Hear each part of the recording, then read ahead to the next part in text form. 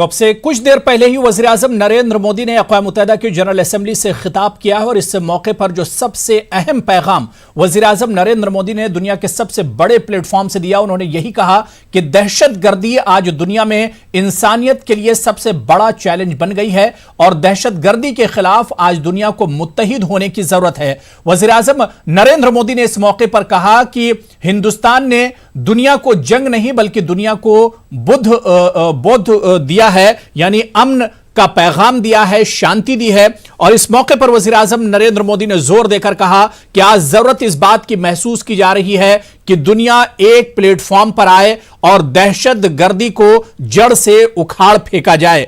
वज़ीर-ए-आज़म नरेंद्र मोदी ने इस मौके पर कहा कि वो आज हिंदुस्तान जो काम कर रहा है वो जो जन कल्याण किया जा रहा है या जो आवाम के फलाह के लिए काम किया जा रहा है उसमें हिंदुस्तान बढ़ चढ़कर हिस्सा ले रहा है। और यहां पर वज़ीर-ए-आज़म नरेंद्र मोदी ने कहा कि हिंदुस्तान की कोशिश सिर्फ हिंदुस्तान के लिए नहीं है बल्कि हिंदुस्तान की कोशिश आज पूरी दुनिया के लिए है कि किस तरह से पूरी दुनिया में अमन कायम किया जाए, दहशतगर्दी का खात्मा किया जाए। इस मौके पर वज़ीर-ए-आज़म नरेंद्र मोदी ने ढके छुपे लफ्जों में उन ममालिक को भी जोर का झटका दिया और उन पर निशाना साधा जो कहीं ना कहीं दहशतगर्दी के साथ खड़े रहते हैं, चाहे वो पाकिस्तान हो या फिर चीन या इसी तरह के दूसरे ममालिक जो दहशतगर्दी का सपोर्ट करते हैं, उनके लिए भी सख्त पैगाम वज़ीर-ए-आज़म नरेंद्र मोदी ने दिया। और साफ साफ लफ्जों में वज़ीर-ए-आज़म नरेंद्र मोदी ने यही कहा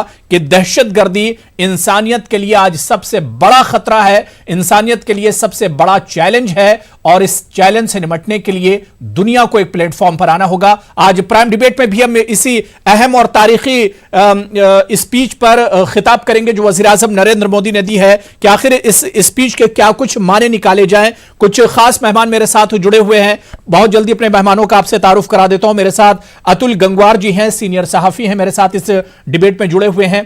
पीके सहगल साहब डिफेंस एक्सपर्ट हैं, वो भी इस डिबेट का हिस्सा हैं। इनके अलावा शैलेंद्र वांगू जी एडिटर हैं नेशनल ब्यूरो न्यूज़ 18 के, वो भी मेरे साथ इस डिबेट में जुड़े हुए हैं।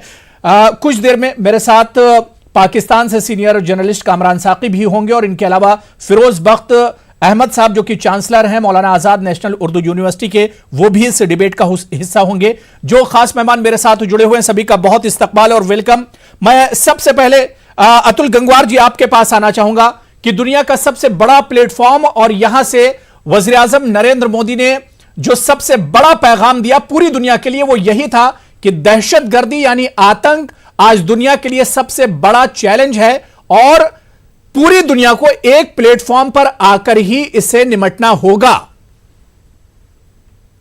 जी बिल्कुल, जो प्रधानमंत्री साहब ने कहा और ये उनसे आशा भी की जा रही थी कि किस प्रकार से पूरा देश जो है, जो हमारा देश है, विश्व के लिए किस प्रकार से एक शांति का संदेश लेकर निकला है। और कहीं ना कहीं ये इस बात को हमें महसूस भी करना चाहिए कि ये जो दहशतगर्दी है ये किसी एक देश की समस्या नहीं है, ये पूरे विश्व की समस्या है और कहीं ना कहीं हम इससे जूझ रहे हैं, पूरा विश्व कहीं ना कहीं जूझ रहा है। तो एक इसे कहें एक पूरे बड़े कैनवस पर और यूएन जैसे मंच पर प्राइम मिनिस्टर साहब ने जो एक ये जो तकरीर आज की, तो कहीं ना कहीं उससे पूरा एक जो संदेश गया है पूरे विश्व के सामने कि जो हिंदुस्तान है वह दहशतगर्दी के खिलाफ है और वह इस लड़ाई को पूरे विश्व के अन्य देशों के साथ मिलकर भी लड़ना चाहता है और वो उसका आह्वान कर रहा है। तो ये एक जो पूरा संदेश गया और कहीं ना कहीं उन देशों के लिए भी ये संदेश है जो कहीं ना कहीं दहशतगर्दी को जो एक तरीके से कहा जाए संरक्षण देते हैं, उसको अपने यहाँ पालते पोसते हैं और कहीं ना कहीं विश्व उनकी इन हरकतों, इन करतूतों की वजह से परेशान हो रहा है। बिल्कुल बिल्कुल। सहगल साहब, जो बात गंगवार जी कह रहे थे इसी के आगे अगर हम बढ़ें कि पीएम मोदी ने ढके छुपे लफ्जों में नहीं बल्कि साफ साफ उन्होंने कहा कि आज दुनिया को दहशतगर्दी के खिलाफ एक साथ आना होगा और सभी को एक होना होगा, यूनाइट होना होगा इस चैलेंज के खिलाफ, आतंक का जो चैलेंज है। और कहीं ना कहीं उन्होंने पाकिस्तान और चीन जैसे ममालिक पर भी निशाना साधा अपने इस बयान के जरिए।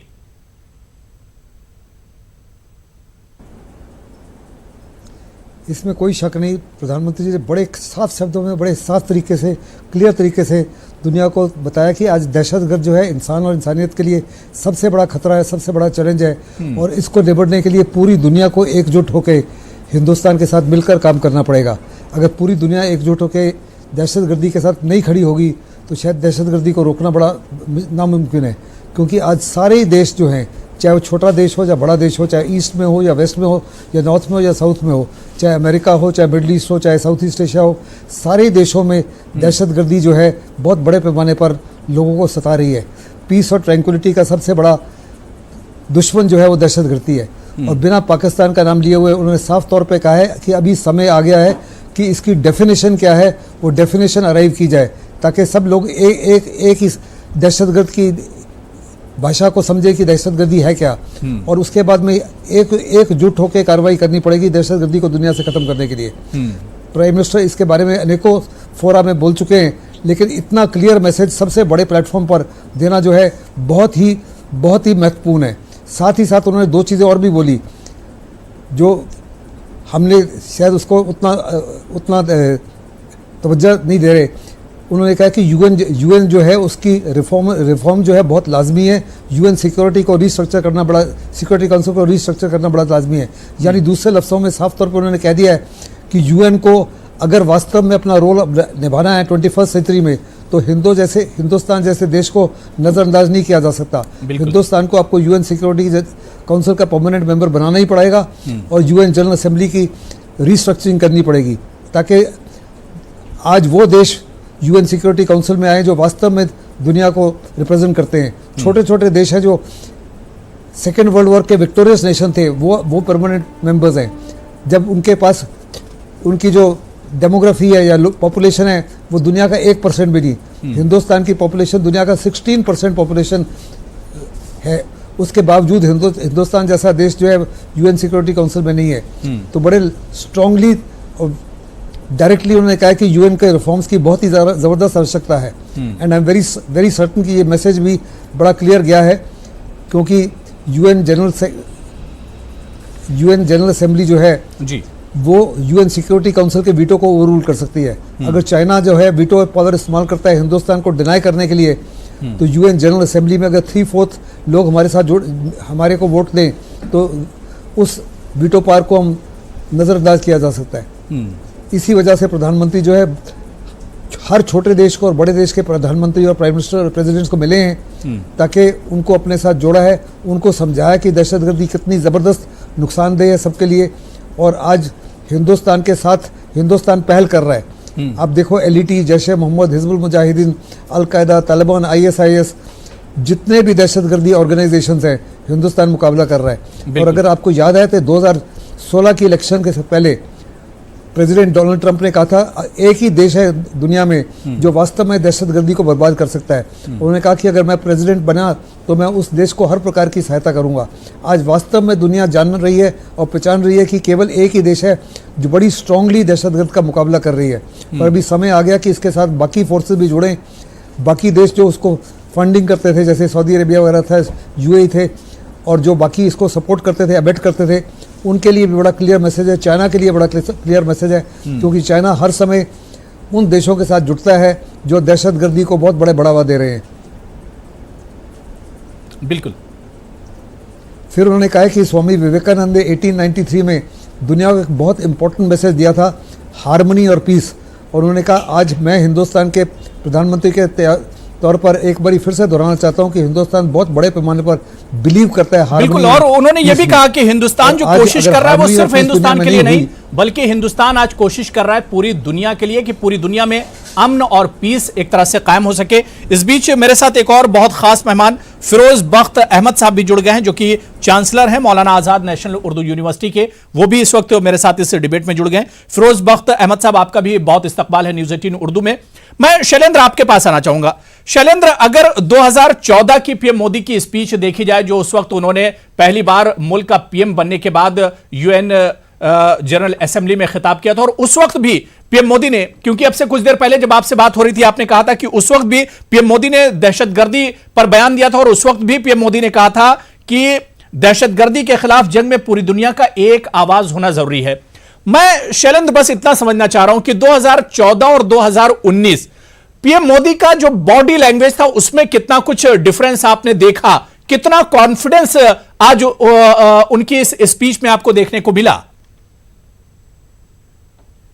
बिल्कुल काफी बदलाव देखने को मिल रहा है 2014 के मुकाबले 2019 में। इस बार प्रधानमंत्री मोदी ज्यादा कॉन्फिडेंट दिखे। हालांकि उनकी स्पीच इस बार बहुत इलैबोरेट नहीं थी, लेकिन उनकी स्पीच सटीक थी और पिछले बार के मुकाबले ज्यादा कॉन्फिडेंट दिखाई दे रहे थे प्रधानमंत्री मोदी। लेकिन एक अहम बात, सबसे बड़ी बात जो इस बार स्पीच में देखने को मिली वो ये कि अपने भाषण के दौरान प्रधानमंत्री मोदी ने पाकिस्तान का नाम बिल्कुल नहीं लिया, एक भी बार नहीं लिया। यह अपने आप में एक बड़ा शिफ्ट है भारत की ओर से कि इस बार आतंकवाद का नाम तो प्रधानमंत्री मोदी ने लिया, लेकिन अपनी स्पीच में पाकिस्तान का नाम पीएम मोदी ने नहीं लिया। लेकिन हम पिछले स्पीच की बात करें, 2014 की स्पीच की बात करें, तो मैं कोट करना चाहूंगा प्रधानमंत्री मोदी को। जब उन्होंने 2014 में क्या कहा था, उन्होंने कहा था कि मैं पाकिस्तान से मित्रता और सहयोग बढ़ाने के लिए पूरी गंभीरता से शांतिपूर्ण वातावरण में बिना आतंक के साए के साथ द्विपक्षीय वार्ता करना चाहता हूं, लेकिन पाकिस्तान का भी यह दायित्व है कि उपयुक्त वातावरण बनाए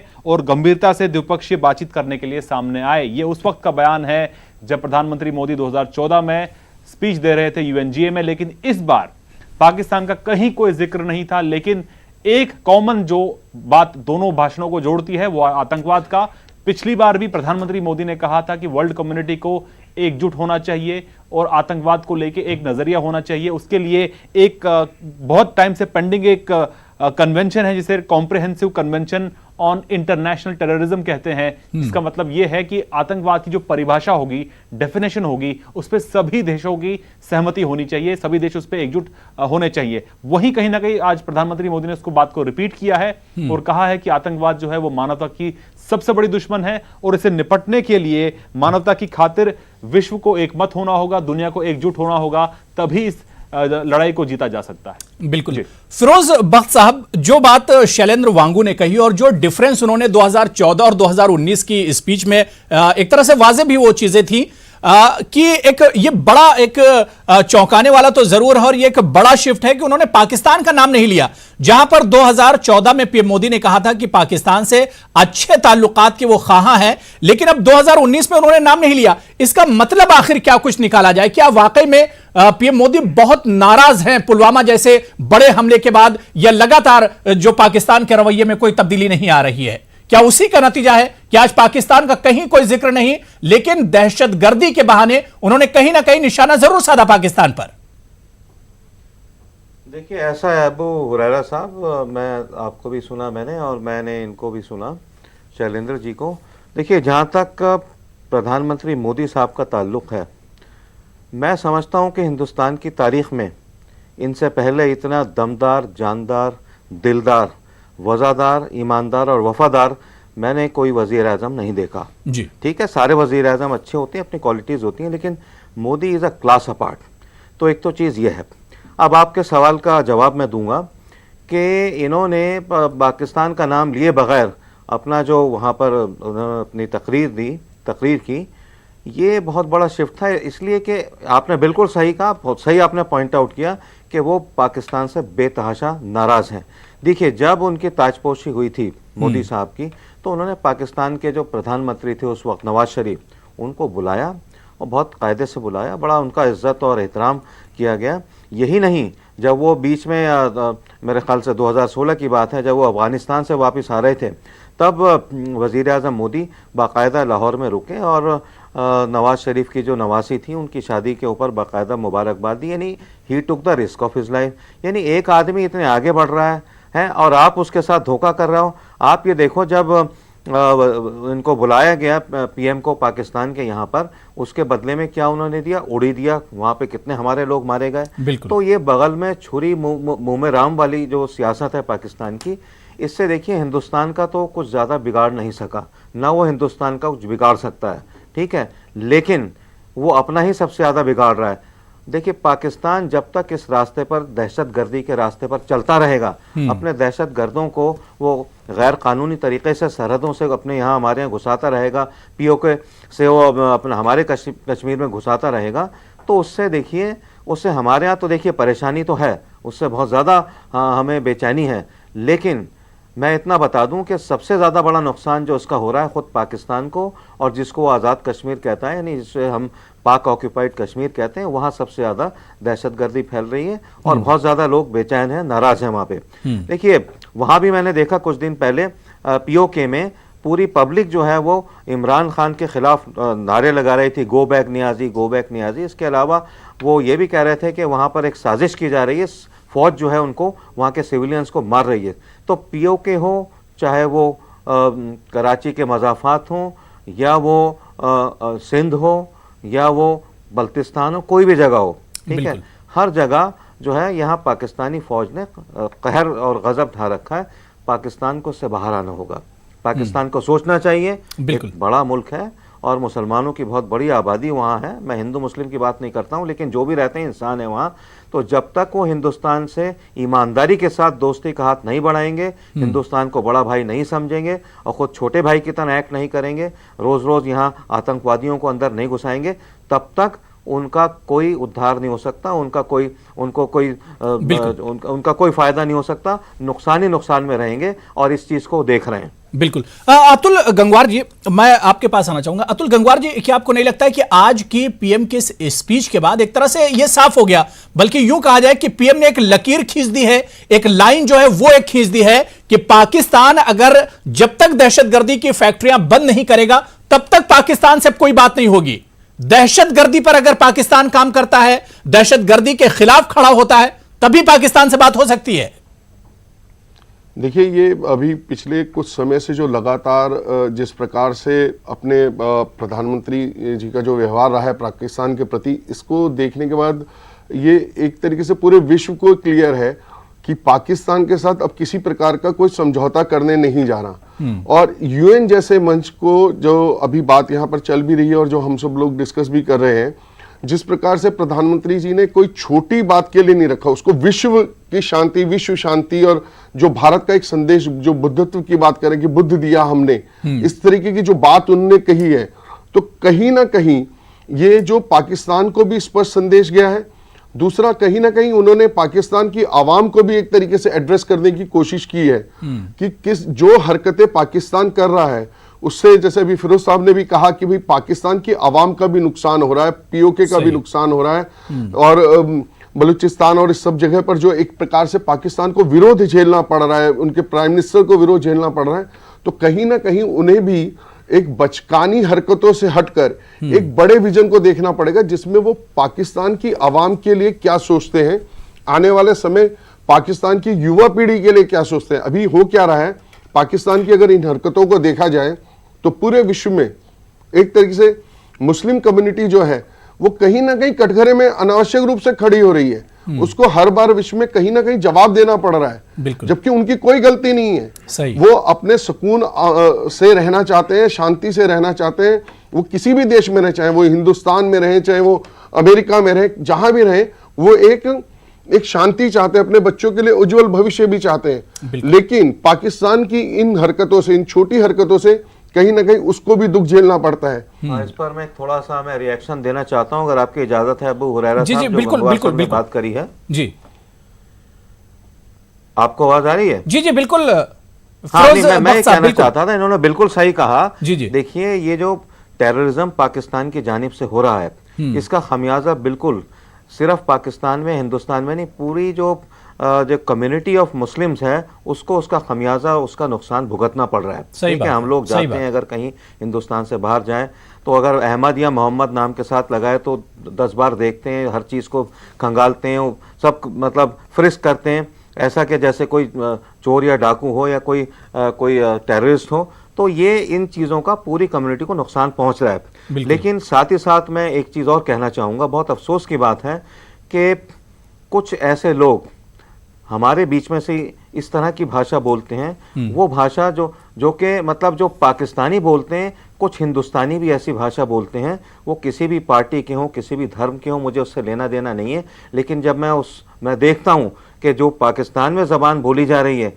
वो ज़बान जब हिंदुस्तान में कुछ लोगों के थ्रू सुनने को मिलती है तो दिल बड़ा छलनी हो जाता है, बड़ा अफसोस होता है कि हिंदुस्तान, जो हिंदुस्तान का कार्ड है, India card, that is the ultimate card. ठीक है, हमारे यहाँ कोई पाकिस्तान कार्ड नहीं, कोई चाइना कार्ड नहीं, कोई यूएसए यूके कार्ड नहीं, कोई कश्मीर कार्ड नहीं, एक ही कार्ड है, वो है इंडिया कार्ड। हम लोग कभी हिंदू कार्ड खेलते हैं, कभी मुस्लिम कार्ड खेलते हैं, और कुछ इस तरह से भी देखा जा रहा है, जो अपोजिशन पार्टीज हैं उसमें देखा है मुसलमानों को भड़काती हैं, वो कहती हैं बीजेपी तुम्हारी दुश्मन है, आरएसएस तुम्हारी दुश्मन है। भाई कहाँ, पॉलिटिक्स के अंदर कोई अछूत नहीं होता, कोई भी हो, कांग्रेस सही हो, बात है, सपा हो, सियासत बसपा हो, सियासत का कोई मजहब कोई धर्म नहीं है। हाँ बिल्कुल। देखिए, जो कैंडिडेट अच्छा हो किसी भी पार्टी का, उसको आप वोट दीजिए। कोई कुरान में तो नहीं लिखा नाउजुबिल्लाह के कांग्रेस को वोट दो, या द सो कॉल्ड जो सेकुलर पार्टीज हैं उनको वोट दो। अल्लाह मियां ने तो नहीं कहा, जो भी अच्छी पार्टी है उसको वोट दीजिए। बिल्कुल। मोदी जैसा वजीर आजम एक अच्छा काम कर रहा है। मोदी ने ये कहा है पूरे कौम से, मैं थोड़ा सा हट के बात कर रहा हूँ लीक से, कि एक हाथ में कुरान और एक में कंप्यूटर, तो आप चिपट जाओ, मोदी से लिपट जाओ, मोदी को फॉलो करो। यहाँ तो हमारे यहाँ मोदी को, सरकार को, हिंदुस्तान को ना जाने क्या क्या कहा जाता है। नहीं बिल्कुल। और फिरोज भट्ट साहब, आपने आज ही क्या स्पीच ले लीजिए पीएम मोदी साहब की, आज की स्पीच देखिए, उन्होंने 130 करोड़ लोगों की बात की है, उसमें हिंदू या मुसलमान की बात उन्होंने नहीं की, उन्होंने 130 करोड़ हिंदुस्तानियों की बात की है।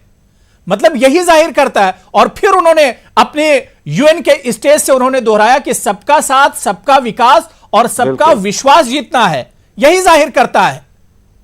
इसमें जो एक बड़ी महत्वपूर्ण चीज है जो आप कह रहे हैं ना, जो मोदी की ताकत आपको विश्व में दिखाई दे रही है, वो 130 करोड़ लोगों की ताकत है। जब मोदी अगर कहीं कॉन्फिडेंस के साथ खड़े होते हो तो उनको पता होता है हिंदुस्तान का आवाम का हर हिस्सा, चाहे वो हिंदू हो, चाहे वो मुसलमान हो, चाहे वो सिख हो, वो ईसाई हो, वो 130 करोड़ लोग वहां खड़े हैं। इसीलिए आज हिंदुस्तान की इज्जत है, उसकी ताकत महसूस की जा रही है। और मोदी इस ताकत को एक पॉजिटिव मैनर में, वो चाहे तो डिक्टेटर भी बन सकते हैं, वो कुछ और गलत हरकतें भी कर सकते हैं, लेकिन उसके बावजूद वो विश्व में एक शांति का पैगाम देना चाहते हैं। और वो ये कह रहे हैं, पूरे आवाम से कह रहे हैं, पूरे विश्व समुदाय से कह रहे हैं कि भाई ये जो दहशतगर्दी है उससे किसी का भला नहीं होने वाला, ये जो भस्मासुर पाले हैं उससे किसी का भला नहीं होने वाला। और कहीं ना कहीं विश्व पटल पर वो ये भी दिखाने में कामयाब है। आज पाकिस्तान की चाइना से बड़ी अच्छी दोस्ती है, लेकिन चाइना ने मुसलमानों को किस स्थिति में रखा है। तो कहीं ना कहीं ये भी तय है कि पाकिस्तान के नेताओं को, मैं आवाम की बात नहीं कर रहा हूं, आवाम तो बेचारा मजबूर है हर जगह, उसके जैसे नेता जो हरकतें करते हैं उसको भुगतना पड़ता है। तो अगर कहीं पाकिस्तान के नेता अगर क्लियर हो तो सबसे पहले तो बाकी हिंदुस्तान में क्या चल रहा है, क्या नहीं चल रहा, कश्मीर में क्या चल रहा है, क्या नहीं चल रहा, उसकी चिंता छोड़ के चाइना में क्या हो रहा है, जो उनका अपना मित्र देश है, जो आज की तारीख में उनके हर गलत हरकत को सपोर्ट कर रहा है, वो कहीं ना कहीं देखना चाहिए। और पूरे विश्व ने मोदी की बात का, हिंदुस्तान की बात का हर जगह स्वागत किया है। और जिस तरीके से फिरोज भाई ने भी कहा, और जो एक चीज निकल कर आ रही है कि क्या हमारे पासपोर्ट की वैल्यू है, क्या आप हिंदुस्तान से आए तो आपको क्या इज्जत मिलती है, ये उन लोगों से पूछिए कि जो लोग बाहर विदेशों में रहते हैं, बिल्कुल जाहिर सी बात है कि ये जो बातें आप गंगवार जी कर रहे हैं, ये कहीं ना कहीं हमारी जो फॉरेन पॉलिसी पिछले कुछ सालों में, और खासतौर से 2014 और 15 के बाद जिस तरह से हमारी फॉरेन पॉलिसी जो है बहुत मजबूत हुई है, एक अलग तरह की ही हमने फॉरेन पॉलिसी देखी है, बहुत इसमें चेंजेस आए, इस पर भी हम बात करेंगे डिबेट में आगे। मैं सहगल साहब आपके पास आना चाहूंगा। सहगल साहब, आज पीएम मोदी के जो स्पीच थी उन्होंने पाकिस्तान का तो नाम नहीं लिया, लेकिन पाकिस्तान या पाकिस्तान जैसे वो मुल्क जो अपने यहां दहशत को पैदा करते हैं, दहशत को पालते पोसते हैं, उनके लिए कह दिया कि अब भारत जैसे मुल्क तो दहशत के खिलाफ, दहशतगर्दी और आतंक के खिलाफ ही है, दुनिया भी अब उनके खिलाफ हो जाएगी, जिस तरह का पैगाम आज पीएम मोदी ने दिया है।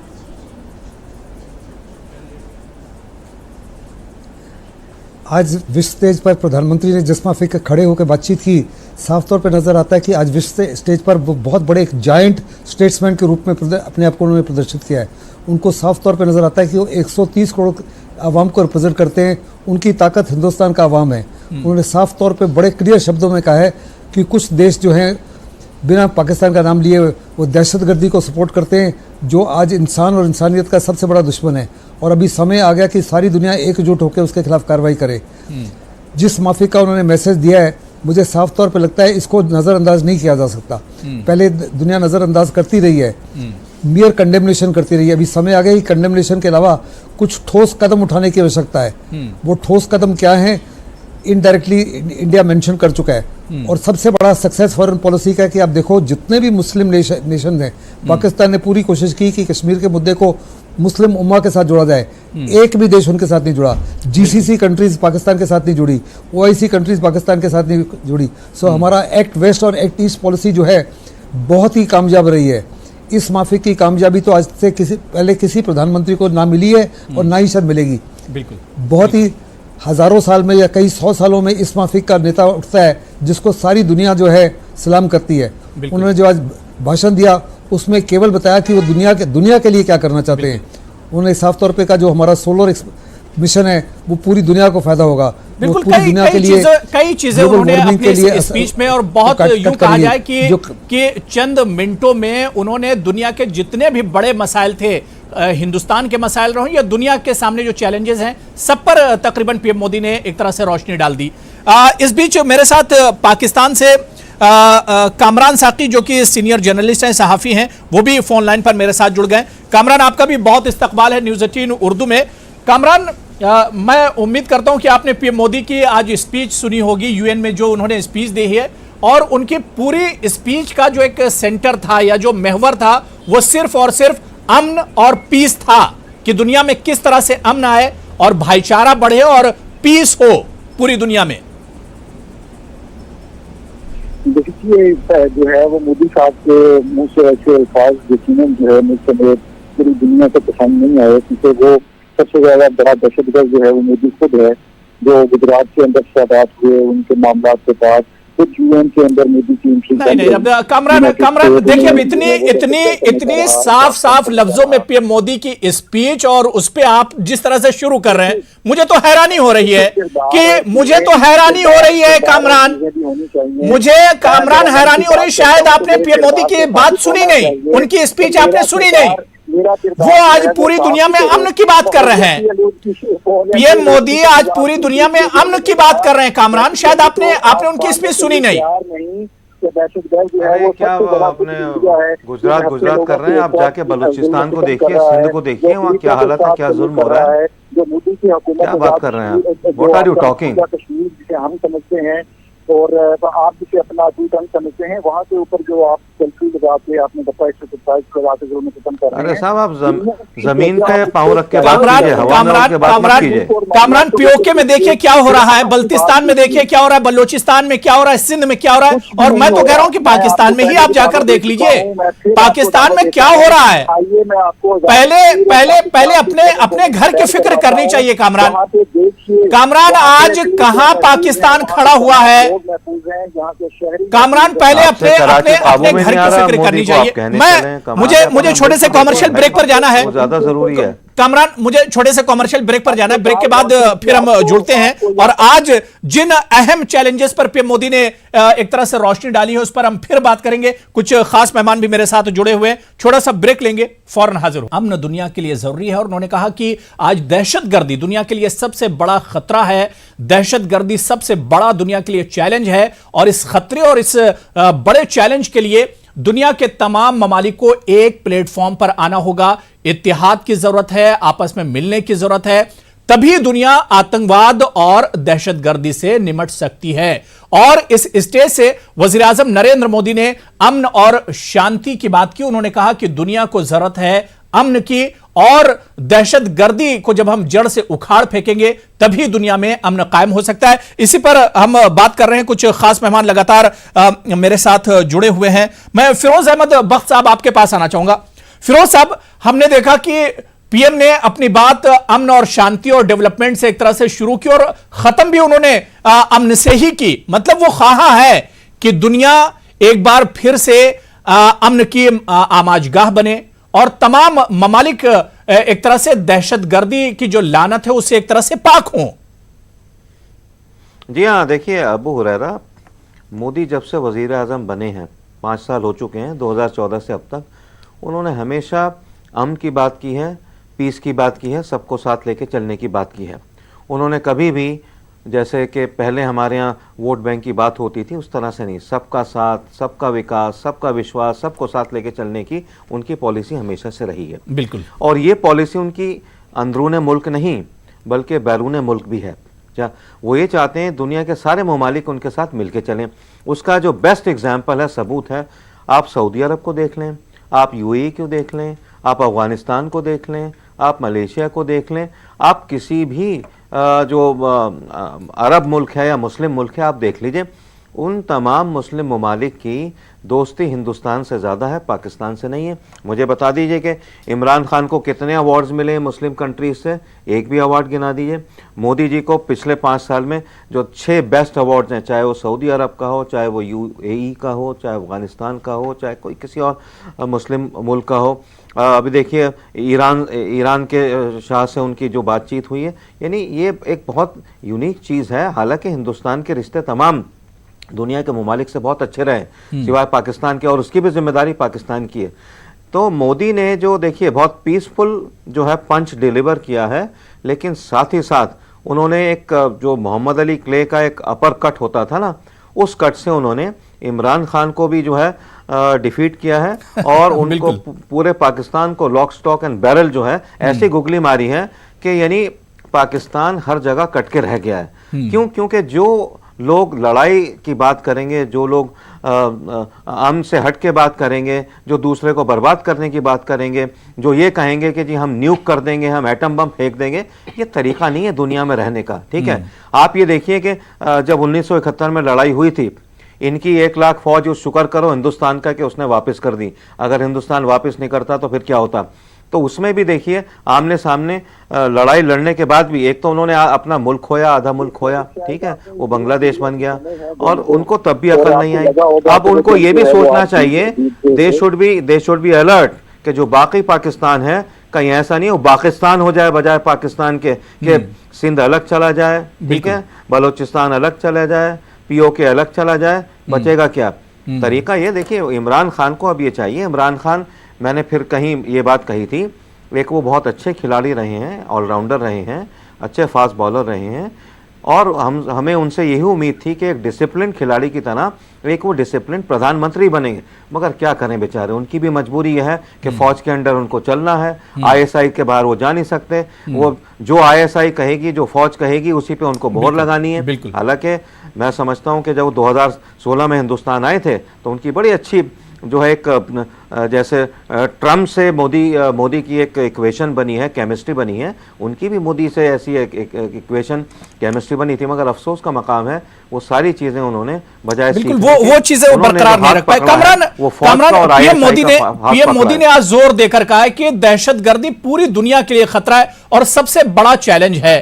क्या कामरान ये बातें पाकिस्तान को समझ में नहीं आती हैं? हम तो देखते हैं कि पाकिस्तान ने यूएन से हाफिज सईद जैसे दहशतगर्द के लिए एक बार फिर उसने अपना हाथ फैला दिया। आखिर दहशतगर्दी का खात्मा पाकिस्तान क्यों नहीं चाहता है कामरान? देखिए, दहशतगर्दी से अगर आप पूरी दुनिया में स्टैटिक्स को इकट्ठा करें तो सबसे ज्यादा मुतासर जो है वो पाकिस्तान खुद है, और कभी भी ना ये बना जाहिर रही और ना ही हम इसमें मुलविस रहे। हमने तो उल्टा लोगों की जंग का हिस्सा बनते हुए जो है वो दुनिया में दहशतगर्द को खत्म करने के लिए कोशिशें करके अपने मुल्क का जो है वो सत्यानाश किया है। जिन लोगों को आप टेररिस्ट समझते हैं, कश्मीर का 2 रुख होते हैं, वो हकीकत में तो फ्रीडम फाइटर हैं जो मकबूजा कश्मीर के अंदर अपनी आज़ादी की जंग लड़ रहे हैं, और हमारी इखलाकी सोच यकीनन पहले भी कश्मीरियों के साथ थी और आज भी है, और पूरी दुनिया की सोच जो है वो उनके साथ मौजूद है। अब आप उन्हें दहशतगर्द कहें तो वो क्योंकि आपके नजदीक वो अटूट अंग है, वो आपसे जल्द अलग होने वाला है, तो यकीनन आप उन्हें दहशतगर्द कह सकते हैं। लेकिन हमारे एक मैं छोटी सी बात कहूं आपसे, जंग लड़ रहे हैं, मेरी आवाज पहुंच रही है जो उनके ऊपर हो रहे हैं। कामरान, बताइए, मैं आपकी बात, हाँ, मैं एक बात आपसे कहना चाहता हूँ। कामरान देखिए, ऐसा है, मेरे ख्याल से आपको मेरी आवाज नहीं पहुंच रही। नहीं पहुंच रही आपकी आवाज, आप सवाल कर सकते हैं जी। मुझे आपकी आवाज आ रही है। कामरान साहब, मैं एक छोटी सी गुजारिश आपसे करना चाह रहा हूँ। देखिए क्या है, आपने बिल्कुल सही कहा कि दहशतगर्दी का, टेररिज्म का सबसे बड़ा शिकार पाकिस्तान खुद बन रहा है। अब 7 बजे मेरे रिश्तेदार रहते हैं कराची में, वो बताते हैं 6-7 बजे के बाद सड़कों पे कोई वहाँ बाहर नहीं आता, किसी को कुछ नहीं पता कहाँ क्या हो जाए, कौन मार जाए, क्या कत्ल कर जाए। ये बड़े अफसोस का मकाम है, बहुत बड़ा शहर है ये कराची। आपको इसमें मजाक किया होगा, सुनिए, मैं एक बात और कहना चाह रहा हूँ। देखिए, पहले अपने मुल्क से दहशतगर्दी को खत्म कीजिए, पहली बात। दूसरी बात सुन लो, मेरी बात सुन लो, और हिंदुस्तान के अंदर अपने दहशतगर्द मत भेजिए। अगर आप हिंदुस्तान से मदद मांगे तो हिंदुस्तान आपके यहाँ दहशतगर्दी को खत्म कर देगा। आपके यहाँ जो भी दहशतगर्द है, हिंदुस्तान की मदद लीजिए। आपका सबसे अच्छा दोस्त हिंदुस्तान साबित होगा। जिसको आप अपना दोस्त समझते हैं, चाइना, वो आपका दोस्त नहीं है, वो आपको इस्तेमाल कर रहा है, ठीक है। आपको चाइना आपको as a tissue paper use कर रहा है, आप समझ नहीं पा रहे। कमरान सुन लिए, कमरान सुन लिए, मैं आपका रिएक्शन ले लेता हूं। चाइना जी कमरान, देखिए फिरोज बख्त साहब ने बड़ी अच्छी बात कही। उन्होंने कहा कि पाकिस्तान अगर दहशतगर्दी खत्म करना चाहता है तो हिंदुस्तान उसकी मदद के लिए खड़ा है, और जो चाइना प्रोपेगेंडा करता है वो कहीं ना कहीं पाकिस्तान को इस्तेमाल कर रहा है। कामरान साकी, ये बातें पाकिस्तान को समझ में क्यों नहीं आती हैं? तो हमें दहशतगर्दी को खत्म करने के लिए इंडिया की न कभी मदद थी और ना अब है, सिवाय इसके कि वो हमारे मुल्क के अंदर राष्ट्रीय एजेंट कुलभूषण जैसे देश के हमारे मुल्क का अमन ना खराब करे, यहाँ पे बम ब्लास्ट और चीजें ना करवाए, लोगों को तकसीम करने की कोशिश ना करे। इससे ज्यादा हम शुक्रिया के साथ जो है वो इंडिया का शुक्रिया अदा करते हैं कि वो ऐसी अगर वो सोच रखता है कि रमन की तरफ आगे बढ़ना चाहता है तो हम वो एक कदम सोचता है और बयानात के ऊपर रहता है। समझ में नहीं आ रहा कि आप पूरे विश्व में, आप मुस्लिम मुल्कों में हर जगह आइसोलेट हो गए हैं, हर जगह अलग है, आपके साथ कोई नहीं खड़ा, आपकी आवाम की चिंता आपको नहीं हो रही। आप हिंदुस्तान से समझ लीजिए, जब से 130 करोड़ लोगों की बात मोदी ने बिल्कुल कामरान साकी, और आप बिल्कुल छोटी सी बात, और मतलब जिसे कहना चाहिए आपको ना अपनी आवाम की चिंता है, ना आपको अपने बच्चों के भविष्य की चिंता है कि आने वाले समय में वो किस प्रकार का जीवन व्यतीत करेंगे। बहुत बेहतर है, आप आइए, आप कहते हैं 7 बजे के बाद नहीं, वो जो दिख रहा है, जो आप जिसको आप बेहतर कह रहे हैं कामरान साहब, वो दिख रहा है, पूरे विश्व को दिख रहा है। आपका प्राइम मिनिस्टर कटोरा लेकर घूम रहा है पूरे विश्व में, उसको कोई टुकड़े डालने को तैयार नहीं है। जो मुस्लिम मुल्क है, जो अरब मुल्क है, वो आपको घास डालने को तैयार नहीं है। उसके बाद भी आपके प्राइम मिनिस्टर को शर्म नहीं आती, वो कटोरा लेकर घूमता रहता है। आप यहाँ बैठ के तकरीर कर रहे हैं। नहीं, कामरान ये देखिए, कामरान आप देखिए कामरान ये तो गलत बयानी है। कामरान जो मुंबई और दिल्ली जैसे शहरों के बारे में आप बता रही है, तो गलत बयानी है। कामरान, जो सवाल अतुल गंगवार जी कर रहे हैं कि पाकिस्तान आज पूरी दुनिया, तो एक तरह से पाकिस्तान पूरी दुनिया से कट गई, और खास तौर से जो मुस्लिम ममालिक पाकिस्तान के साथ खड़े थे, आज मुस्लिम ममालिक भी पाकिस्तान से दूर भाग रहे हैं। हमारे साथ थे, आज हमारे साथ हैं। ये खुशफहमी है, ये कामरान खुशफहमी है, ये पाकिस्तान की खुशफहमी या कहिए गलतफहमी है। चाहते हैं तो हम उन्हें कैसे रोक सकते हैं और हम क्यों रोकें? हाँ, मसला कश्मीर, जहाँ पे उनके मुसलमान की बात आती है, हमारे दिल उनके साथ धड़कते हैं, कश्मीरियों के साथ उनके दिल धड़कते हैं, और हमेशा ईरान, सऊदीया, तुर्की, मुख्तलिफ ममालिक में भाई आपकी जो है आपकी फैक्ट्री है, हाफिज सईद एंड कंपनी लखवी साहब, इन लोगों को जो है आप ठीक है। मैं सहगल साहब आपके पास आना चाहूंगा। कामरान, मैं रोकना चाहूंगा। सहगल साहब, पाकिस्तान का जो स्टैंड है, पाकिस्तान का जो रवैया हम देखते हैं, लगता यह है कि दहशतगर्दी को लग रहा है उसका चोली दामन का साथ, और वो छोड़ने के लिए तैयार नहीं है। सवाल यह उठता है कि दहशतगर्दी क्या पाकिस्तान की मजबूरी बन गई है? सहगल साहब, वास्तव में पाकिस्तान ने मजबूरी इसको बना लिया है, क्योंकि पाकिस्तान की आर्मी और आईएसआई की अहमियत इसी के ऊपर निर्भर है। जिस दिन पाकिस्तान अमन और शांति की तरफ बढ़ गया तो पाकिस्तान की आर्मी और आईएसआई की अहमियत खत्म हो जाएगी। ये पाकिस्तान का दुर्भाग्य है कि कहा जाता है कि नेशंस हैव आर्मीज, पाकिस्तान की आर्मी हैज अ नेशन। और अगर पाकिस्तान टूटने की तरफ बढ़ रहा है तो उनकी आर्मी और आईएसआई की गलतियों की वजह से। अगर आपका ईस्ट पाकिस्तान अलग हुआ, हिंदुस्तान इसके लिए जिम्मेदार नहीं है, जिम्मेदार है आपकी आर्मी और आपकी आईएसआई। उन्होंने 3 मिलियन लोगों का जेनोसाइड किया। उसी माफी का जेनोसाइड आप कर रहे हैं बलूचिस्तान में, सिंध में, पीओके में, पख्तूनिस्तान में। और आपने फ्रीडम फाइटर्स की बात की, क्या बलूची लोग जो हैं, पीओके के लोग जो हैं, सिंध के लोग जो हैं, पश्तून लोग हैं, वो फ्रीडम फाइटर्स नहीं है? क्या उनका हक नहीं बनता कि वो अपने ही देश में सही प्रकार से रह सके।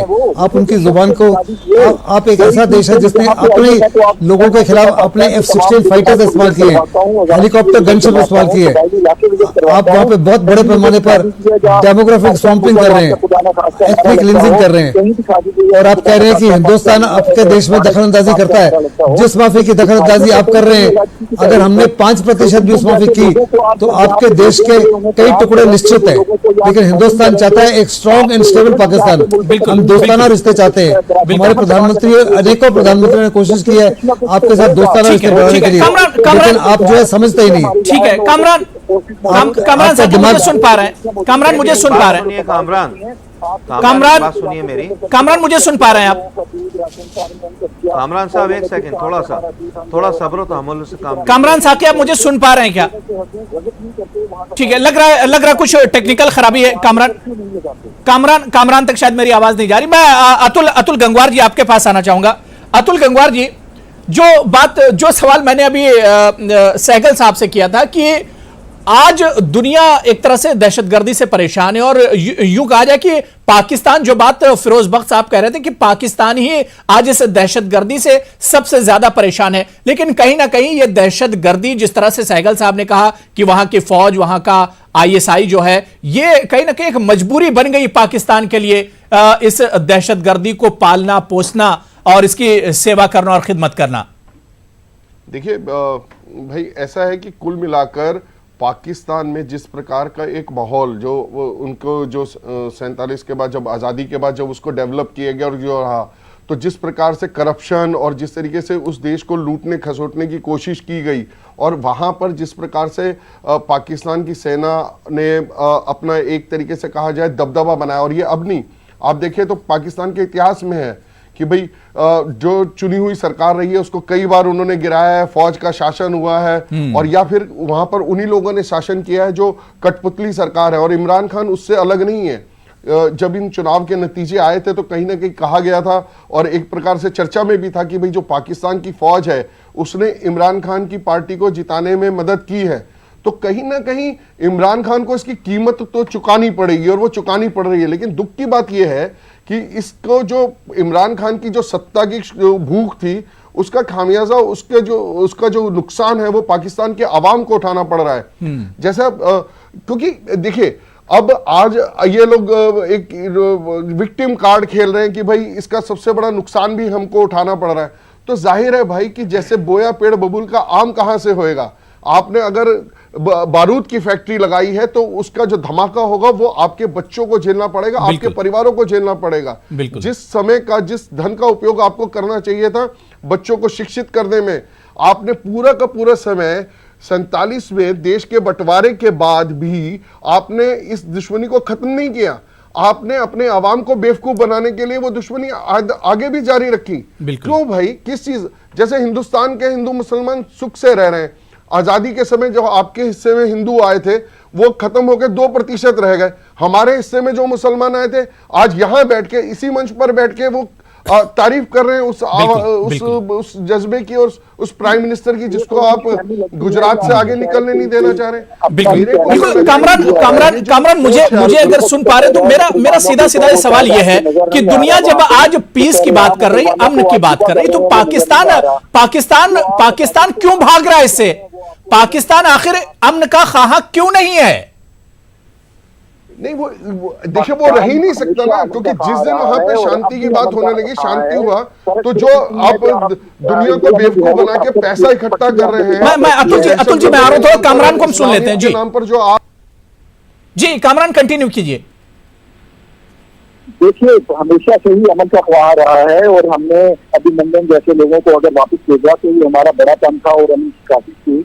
और आप लोग अगर जो है वो दिन के साथ आगे बढ़े तो हम तो करतारपुर की तरह हजारों रस्ते और पगडंडियां खोलने के लिए तैयार हैं। हम तो आगे बढ़ने के लिए तैयार हैं, हम तो पास तैयार हैं। लेकिन अगर आप मुसलमान हमारे भाई की है, आज पिछले 5-6 सालों में जिस प्रकार से इस देश में जिन लोगों के बारे में कहा जाता था, मुसलमानों को डराया जाता था कि ये सत्ता में आएंगे तो आपका ये हमने आपके साथ हाथ मिलाना है या हमने आपके साथ किस तरह से निपटना है, और ये हमारा हक है कि हम अपने जो भाई हैं उनकी अखलाक जो है वो यकीनन हमारी मदद जो है वो फर्ज बनता है और हम यकीनन उनकी करते रहेंगे और हम माजी में भी करते रहे हैं। जहाँ तक पाकिस्तान के हिस्सों का ताल्लुक है, तो हमेशा 1947 से लेकर अब तक भारत में बसने वाले लोग और भारतीय हुकूमतें जो आने वाली हैं और फौज खास देखती रही है कि खुदा ना खासा पाकिस्तान फिर से टुकड़ों में तकसीम होगा और इंडिया के साथ मिल जाएगा। आप तो अपने मुल्क का हाल देखिए, तो मुझे तो लगता है कि आने वाले दिनों में खालिस्तान और बहुत सारी वोटिंग वाली तहरीकें जो तेजी पकड़ रही हैं, कामरान देखिए सच्चाई नहीं बता रहे हैं, कामरान सच्चाई नहीं बता रहे हैं। आप खिसियानी बिल्ली की तरह से बातें क्यों कर रहे हैं? कामरान जो सच्चाई है वो क्यों नहीं बता रहे हैं? जो एक तस्वीर अभी फिरोज बख्श साहब कराची की बता रहे थे, कराची जैसे शहर में आप शाम में नहीं निकल सकते हैं, जो तस्वीर पाकिस्तान की है। मैं तो आपको दावा दे रहा हूँ कि आइए मैं आपको रात को 2 बजे दिखाता हूँ कि रोशनी से शहर के अंदर तमाम मार्केटें खुली होती हैं, फूड स्ट्रीट खुली होती हैं, लोग सड़कों के ऊपर आजाद होते हैं। माजी के अंदर जैसे लोगों को खराब करने की कोशिश की, अब उन लोगों के ऊपर हमने काफी मजीद तंग उनका घेरा कर दिया है और आने वाले दिनों में इन रोशनियों को आप उनकी रोशनाई जो है वो आपके इन्विटेशन का बहुत बहुत शुक्रिया, लेकिन हम बताना चाहेंगे कि Pakistan is not a country to be visited. वहाँ जो ISI ने खौफ फैला रखा है, आतंक फैला रखा है, ISI अपने आप में ही एक तरह की दहशतगर्दी फैला रही है वहाँ पे। आपने शायद इस बात को नहीं समझा। अरे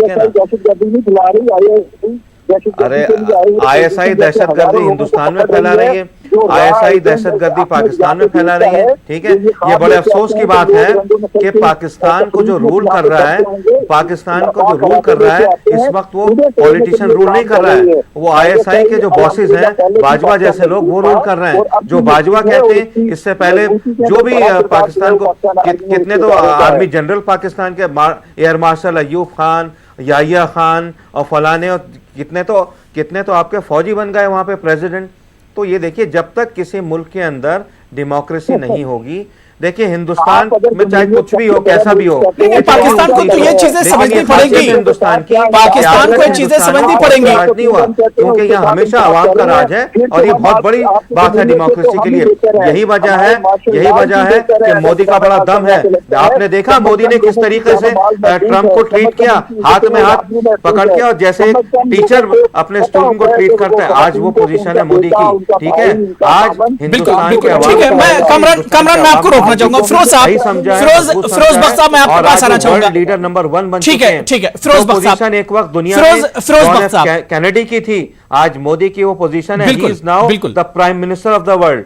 ये बात समझो, और आपके इमरान खान भी वो बन दहशत का रास्ता छोड़ दें, ISI के बहकावे में ना रहें, फौज के बहकावे में ना रहें। खुद यूनाइटेड स्टेट्स है वो दहशतगर्द कहती थी, वीजा नहीं देती थी, PM बनने से पहले उसको। अरे आप बात को समझोगे नहीं।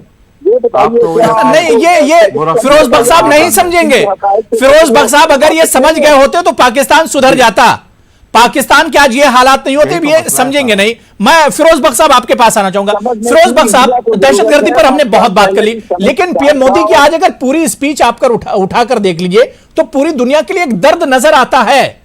उन्होंने किस तरह से कहा, चाहे ग्लोबल वार्मिंग हो, इसके अलावा दूसरे जो बड़े इश्यूज हैं, दहशतगर्दी को आप अलग रख दीजिए, उन्होंने तो बताया कि दुनिया का सबसे बड़ा चैलेंज है, लेकिन उसके अलावा जो दुनिया को चैलेंजेस दरपेश हैं उस पर भी PM मोदी ने फोकस किया। मतलब ये एक दर्द बताता है।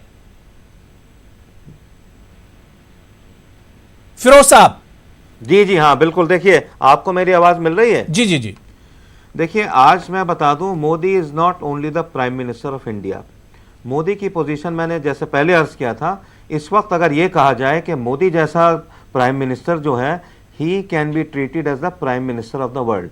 आज कोई भी लीडर का नाम ले लीजिए, बरतानिया के वजीर आजम को देख लीजिए, अमेरिका के प्रेसिडेंट को देख लीजिए, ये सब मोदी के आगे बौने लगते हैं। मैं खामा-खाई फजूल की तारीफ नहीं कर रहा, लेकिन कुछ ना कुछ बात है मोदी के अंदर जिसकी वजह से आज वो वर्ल्ड के लीडर नंबर 1 बन चुके हैं। वो किस लिए? अपने मुल्क में भी उन्होंने तरक्की की, ठीक है। इसके अलावा उनका एक वर्ल्ड विजन है, जिसको वर्ल्ड व्यू हम कहते हैं। जहां तक एनवायरनमेंट है उसके बारे में उनको कंसर्न है, जहां तक ग्लोबल वार्मिंग है वो उसको ठीक करना चाहते हैं, ठीक है। वो ये चाहते हैं कि पूरी दुनिया सुकून से रहे, सिर्फ हिंदुस्तान जाहिर सी बात है वो तो रहे ही, वो तो अपने जो उनका दुश्मन मुल्क है वो तो ये भी चाहते हैं कि पाकिस्तान के अंदर अमन हो, वहां पे लोग बढ़े फले फूलें, और जैसे अभी गंगवार साहब कह रहे थे कि पाकिस्तान की बहुत बड़ी गलती है, बिल्कुल पिछले कुछ सालों में बहुत तेजी से दुनिया के नक्शे पर हिंदुस्तान उभर कर आ रहा है। मैं सहगल साहब एक छोटा सा कमेंट आपसे लूंगा और फिर अतुल गंगवार जी आपके पास भी आ रहा हूं। जो बात फिरोज बख्श साहब कह रहे हैं, अब एक तरह से दुनिया के नक्शे पर हिंदुस्तान की एक पहचान हुई है। आज यूके, चाइना, अमेरिका, जापान या इस तरह के जो बड़े मुल्क हैं जो एक टाइम पे सुपर पावर कहलाते थे, आज उनकी आंखों में आंख डालकर हिंदुस्तान बात कर रहा है। सहगल साहब, इसमें कोई शक नहीं, जिस माफी की हमारे प्रधानमंत्री की इज्जत है, इस माफी की इज्जत तो आज जिनपिंग को भी नहीं दी जा रही, पुतिन को भी नहीं दी जा रही, डोनाल्ड ट्रंप को भी नहीं दी जा रही। सबकी कोशिश है कि हिंदुस्तान के साथ हाथ मिलाएं। सारे के सारे देश जो है हिंदुस्तान की इतनी इज्जत करते हैं जिसका आप अंदाजा नहीं लगा सकते। हिंदुस्तान के लोगों की जो है नेशनलिज्म है बढ़ गई है, हिंदुस्तान के लोगों के आवाम की प्राइड बढ़ गई है, बिल्कुल। लव गंगवार जी, अतुल गंगवार जी, कहीं ना कहीं हमें फॉरेन पॉलिसी के साथ साथ पीएम मोदी ने जो दौरे किए हैं पूरी दुनिया के, उसका आज बहुत बड़ा फायदा दिख रहा है। जी बिल्कुल। ये यहाँ पे जैसे कुछ लोग बड़े आरोप लगाते हैं कि पीएम मोदी तफरीह करने जाते हैं, आज अगर हम ये भी मान लें कि उनकी ये तफरीह अगर करने गए हैं और उसके बाद ये नतीजे निकल रहे हैं इस देश में, तो ये भी बड़ी काबिल तारीफ है।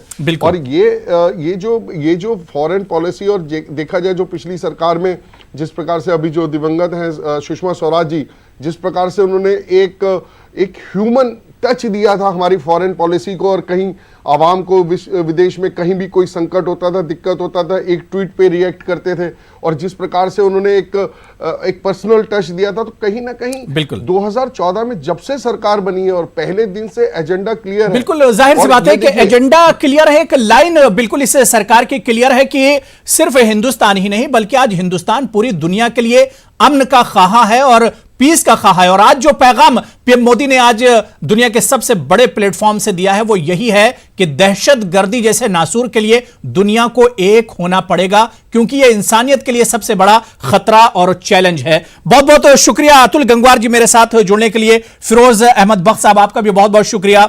शैलेंद्र वांगू जी, पीके सहगल साहब आपका बहुत बहुत शुक्रिया, और कामरान साकी खासतौर से आपका बहुत बहुत शुक्रिया मेरे साथ प्राइम डिबेट में जुड़ने के लिए और अपनी बात रखने के लिए। आदाब।